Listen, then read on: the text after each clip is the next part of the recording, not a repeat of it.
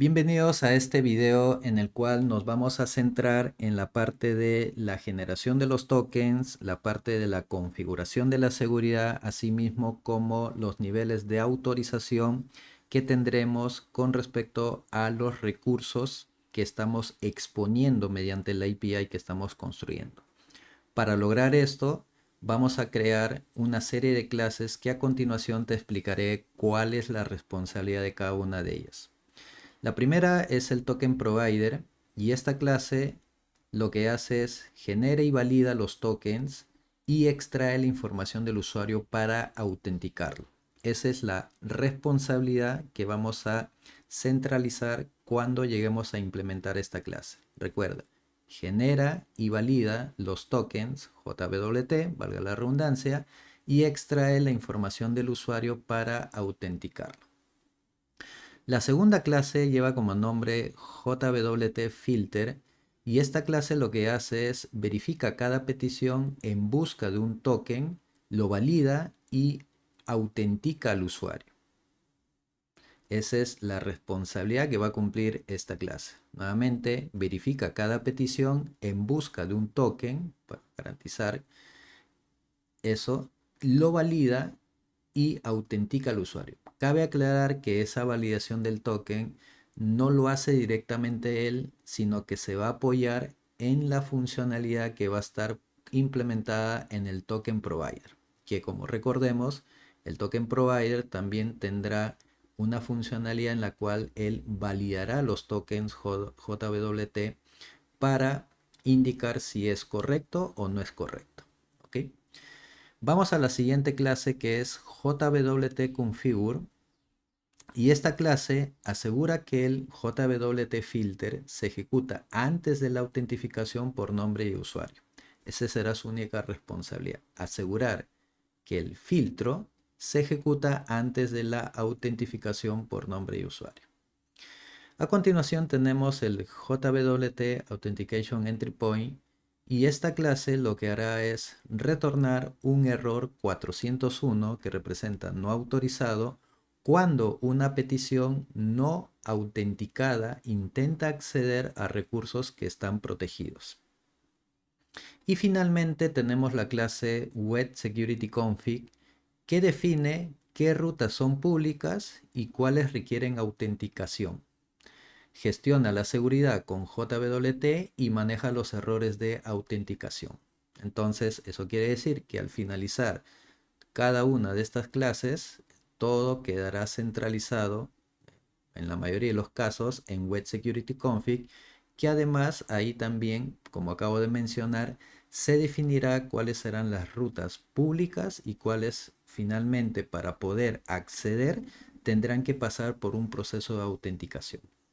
Entonces, como podrás haber observado, hacer un inicio de sesión no solamente trata de ingresar un username o un correo y un password y solamente validar. Detrás, lo que hace finalmente el backend apoyado con Spring Security son una serie de labores y tenemos que ir creando una serie de clases para llegar a configurar de manera correcta este módulo llamado Spring Security con el apoyo de los tokens para intercambiar información. Así que dicho eso, ahora vamos a pasar a nuestro Intelligent IDEA para ver la creación de estas clases y explicarte el código. Para esta ocasión, la parte de la implementación de estas clases va a ser totalmente diferente a los videos anteriores donde sí escribía código. Acá copiaré y pegaré porque la cantidad de código sí es interesante, es mucha más configuración y es muy importante que se entienda porque ya el código que tú vas a encontrar en el repositorio está totalmente documentado, configurado para poder integrarlo a tu proyecto. Pero es muy importante igual que se explique. Entonces, para ello, lo primero que tenemos que hacer, como vamos a utilizar la parte de los tokens, la generación de los tokens, el primer paso es que en el archivo pon XML, tenemos que incluir las dependencias de JWT tokens. que son las siguientes. Voy a copiarlas y las voy a copiar después de la última dependencia que tenía que ver o tiene que ver con Spring Security. Y me estoy refiriendo a estas tres dependencias. Esta es una que es JJWT API. La segunda es esta de acá, que es la implementación de métodos o nos brinda ciertos métodos para la generación y configuración y validez de un token. Y el tercero es Jackson, que forma parte de las tres dependencias. Entonces, en resumen, como paso número uno, es estas tres dependencias que pertenecen a JWT, hay que incluirlas en nuestro archivo POM XML y luego guardar esto acá y como último paso no olvidar descargar estas dependencias en el proyecto. Una vez que tenemos eso, nos vamos a dirigir a nuestro paquete de security donde vamos a estar trabajando la mayor parte de este video. En este paquete, esto ya lo voy a minimizar para que no me distraiga, vamos a crear las clases que te expliqué al inicio. La primera clase vamos a colocarle token provider y en esta clase vamos a tener la siguiente lógica. No te dejes sorprender por la cantidad de código que vas a encontrar acá, porque en realidad más son los comentarios que he colocado para que cuando tú obtengas este código te puedas apoyar en esos comentarios, más la explicación que también te estoy brindando en este video.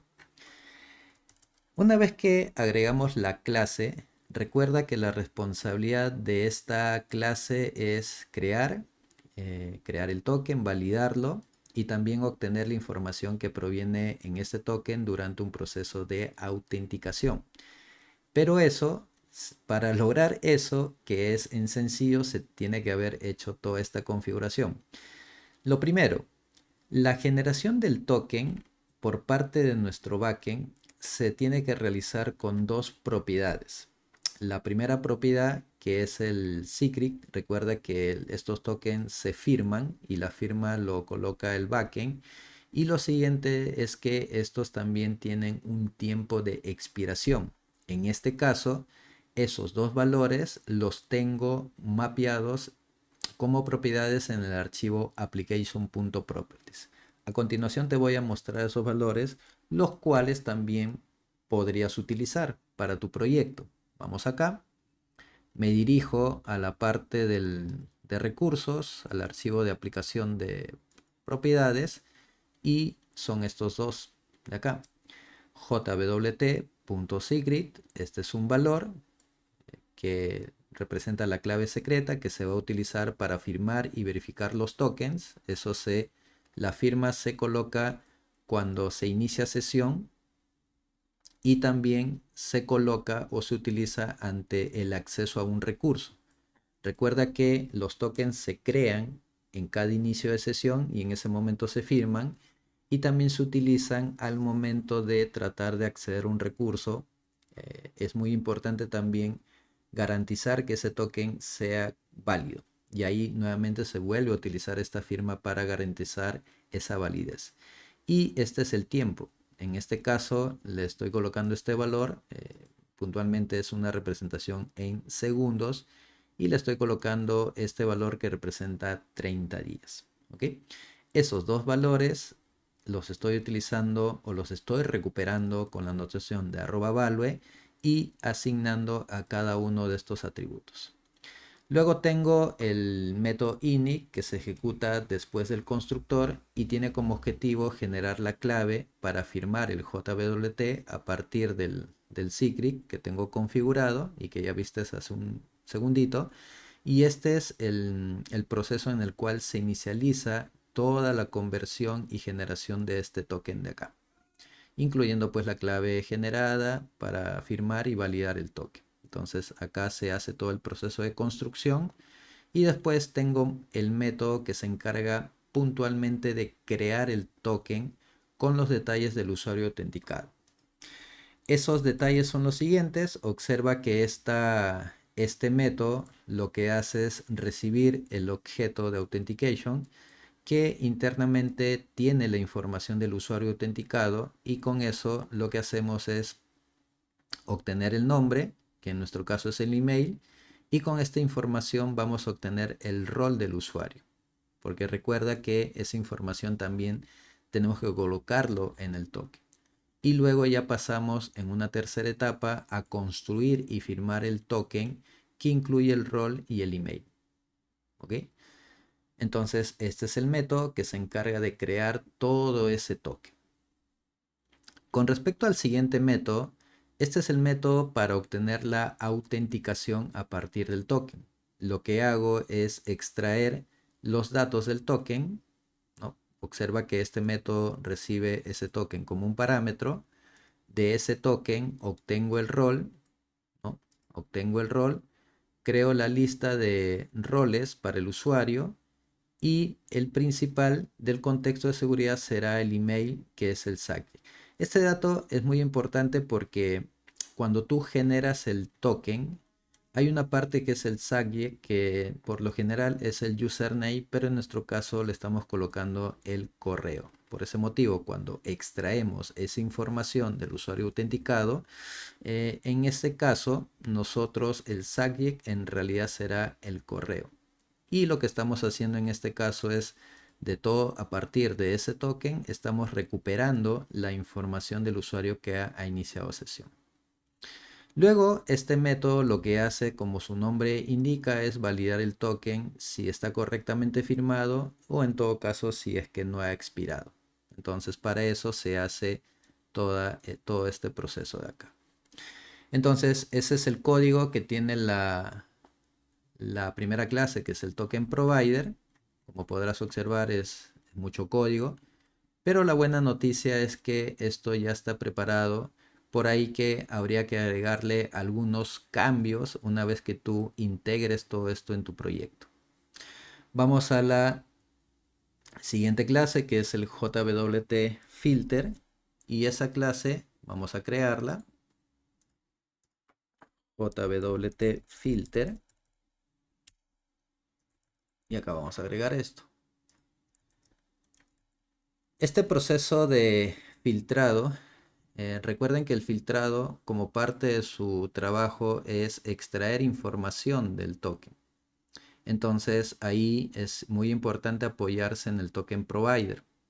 Entonces este filter lo que hace es extender de esta clase generic filter beans, el cual te va a permitir sobreescribir o implementar este método doFilter, en el cual lo que se hace es recibir una cadena de filtros, recibir la información que está representada por este request y emitir una respuesta que está representada por este response. De ese request lo que va a hacer es pues obtener la información del encabezado, y qué es lo que sucede es que ahora, cuando nosotros enviamos las peticiones, no solamente vamos a enviar la data que contiene esa petición o el verbo HTTP, sino que ahora en la sección del encabezado, puntualmente en la sección de autorización, incluiremos también el token. Entonces este filter lo que va a hacer es recuperar ese token y luego verificar si el token no es nulo, o sea, no está vacío, y si empieza con el prefijo de viewer o viewer. Este es un prefijo que nosotros vamos a enviar tanto de Postman y cuando tengamos también en el front, que es un tipo de autorización que nosotros vamos a utilizar. Entonces verifica que haya contenido, o sea que puntualmente esta cadena tenga un contenido y que ese contenido inicie pues con este prefijo incluido el espacio en blanco. Luego de eso solamente recupera lo que es el token, que es a partir del espacio en blanco las 7 posiciones. O sea, acá lo que estoy diciendo es elimina este prefijo y toma en cuenta a partir de los 7 elementos. Entonces, a partir de la posición 7 en adelante es totalmente el valor del token. Y ese token lo almaceno en esta cadena para posteriormente utilizar el token provider para obtener la autentificación a partir del token que ya estoy almacenando en esta variable. Es ahí donde utilizo el método getAuthentication, donde le envío ese token y este método ya me devolverá puntualmente la información de la autentificación para en un siguiente paso establecer la autenticación en el contexto de seguridad de Spring Security. Este contexto es muy importante porque más adelante, por ejemplo, en el método de registrar una compra, en este momento el registro de compra nosotros lo tenemos como parte de ese proceso, tenemos que buscar en este caso el usuario, ¿no? Tenemos que buscar el usuario para a partir de su usuario asociarlo a la compra. Pero esto ya no va a ser necesario porque como acá este filter, una vez que verificó el token, genera la autentificación y esta autentificación ya contendrá toda la información del usuario que ha iniciado sesión y al colocarlo en este Security Context Holder, yo desde cualquier método del servicio puedo acceder a ese contexto y recuperar la información del usuario que ha iniciado sesión. Eso es muy importante porque este contexto es global. O sea, yo voy a poder nuevamente, como te digo, desde cualquier método del servicio acceder a esa información y recuperar puntualmente el usuario que ha iniciado sesión. Y eso es muy bueno porque al momento de hacer una compra ya sabré que la compra está siendo realizada por un usuario que ha iniciado sesión y lo ha hecho de manera correcta. Finalmente, esta cadena puntualmente se retorna y ahí colocas pues la parte del request y la respuesta que sean necesarias, ¿no? Permitiendo que la solicitud siga su curso. Esa es la segunda clase que es el filter. Vamos con el configure. El configure tenía como propósito unificar lo que era el filtro, ¿no? Centralizar lo que era el filtro, asegurando que se ejecute antes del filtro de la autenticación con el usuario y la contraseña. ¿Eso cómo se hace? Vamos acá. Vamos a agregar una segunda clase que le llamaremos justamente JWT configure. Vamos a agregar y el código es el siguiente. Recuerda que este código lo vas a tener al alcance en el repositorio para que simplemente lo utilices, pero con este video puedas comprender de qué va esta implementación. Igual te puedes guiar también de los comentarios que he ido colocando. Bien, esta clase JWT Configure integra el filtro que está representado por el JWT Filter en la configuración de seguridad de Spring Security. Esa es su principal tarea.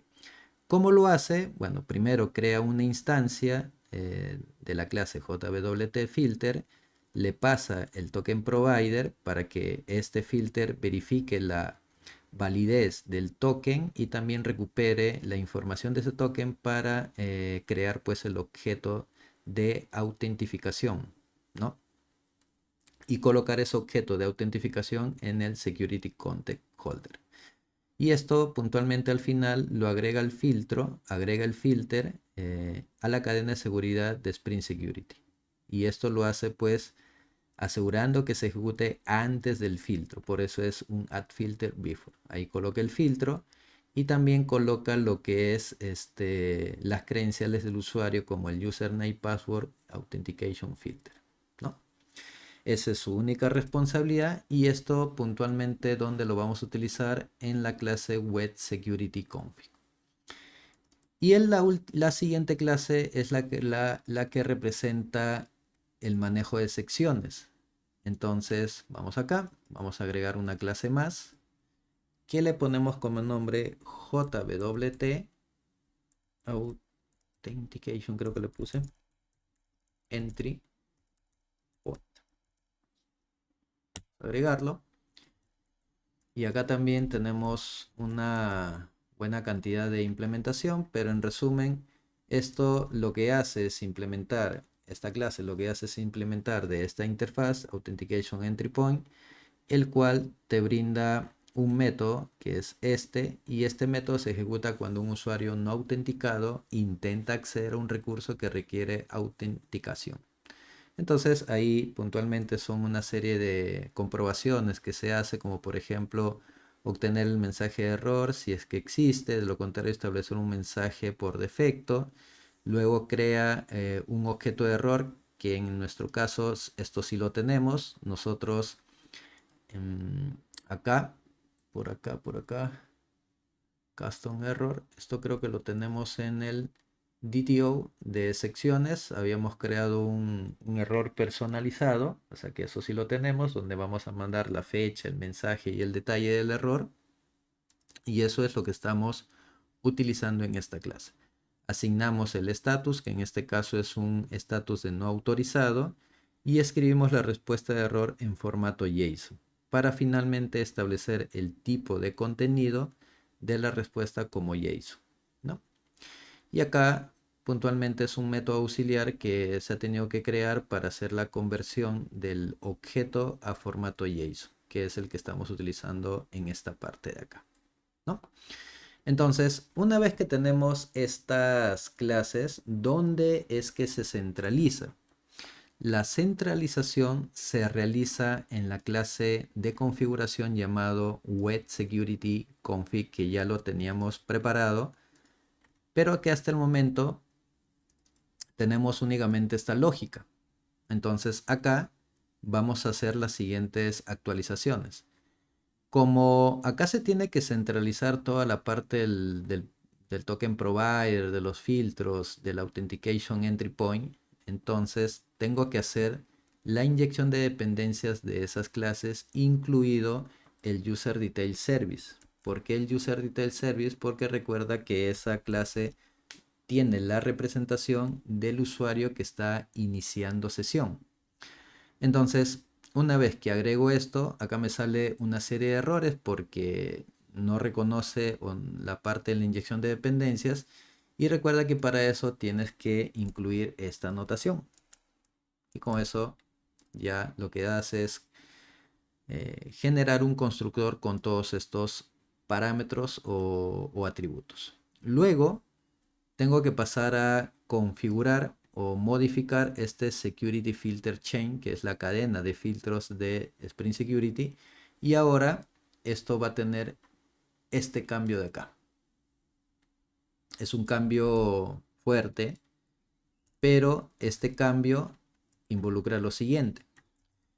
Lo primero que hace o lo que hacemos es permitir solicitudes CORS desde otros dominios. Esto todavía ahorita no tiene mucho sentido, pero cuando ya comencemos a integrar, cuando comencemos a integrar la parte del frontend con el backend, cuando nuestro backend recibe peticiones que provienen de otro dominio, tenemos que permitir que ese backend reciba esas peticiones que provienen de otro dominio. A eso se le conoce como CORS o comunicación cruzada, ¿no? Eso hasta el momento, como hemos estado utilizando Postman, no ha sido necesario, pero ya lo dejo configurado porque más adelante, a partir del front, el front va a cargar en otro dominio, en otro localhost y otro puerto.